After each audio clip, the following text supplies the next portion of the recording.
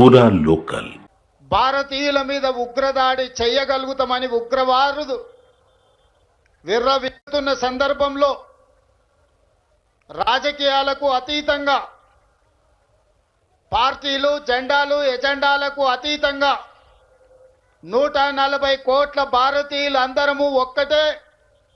ఈ భారత మాత రక్షణలో మనమందరం ఏకమై మన సార్వభౌమ అధికారం మీద ఎవరు దాడి చేసినా వాళ్ళను వదలబోమనే సందేశాన్ని ఈ తెలంగాణ నడిగడ్డ మీద నుంచి భారత వీర జవాన్లకు మనము అండగా నిలబడి వాళ్ళకు ఒక స్ఫూర్తిని ఇవ్వడానికి ఈరోజు వేలాదిగా ఇక్కడ మనం సమావేశమై, ఈ సమావేశంలో ఈ దేశ సరిహద్దుల్లో దేశ రక్షణలో పనిచేసిన మాజీ ఆర్మీ అధికారులు, ఈ రాష్ట్ర పోలీస్ వ్యవస్థలో శాంతి భద్రతలను కాపాడుతున్న పోలీసు అధికారులు, ఈ రాష్ట్రాన్ని నడిపిస్తున్న సచివాలయ ఉద్యోగులు, ఈ రాష్ట్ర ప్రజలందరూ ఈరోజు మన వీర జవాన్లకు అండగా నిలబడడానికి ఇక్కడికి విచ్చేసినందుకు మనస్ఫూర్తిగా మిమ్మల్ని అందరినీ అభినందిస్తున్నా.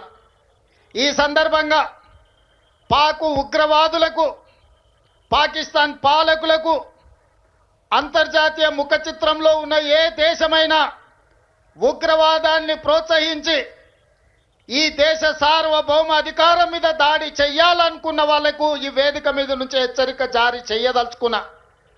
మా దేశ సార్వభౌమ అధికారం వైపు కన్నెత్తి చూసినా ఈ భూమి మీద మీకు నూకలు చెల్లినట్టే, ఈ భూమి మీద మీరు నివసించడానికి మీరు అర్హత కోల్పోయినట్టే అని చెప్పి నేను ఈ వేదిక మీద నుంచి హెచ్చరిక జారీ చెయ్యదలుచుకున్నా.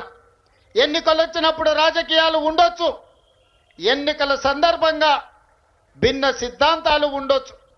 మా నాయకుడు మల్లికార్జున్ ఖర్గే గారు, ప్రధాన ప్రతిపక్ష నాయకుడు రాహుల్ గాంధీ గారు ఈ దేశ ప్రధానమంత్రిని కలిసి సంపూర్ణంగా మేము అండగా నిలబడతాం, ఉగ్రవాదుల యొక్క పీచ మణిచివేయండి అని చెప్పి మద్దతు ఇచ్చిండ్రు.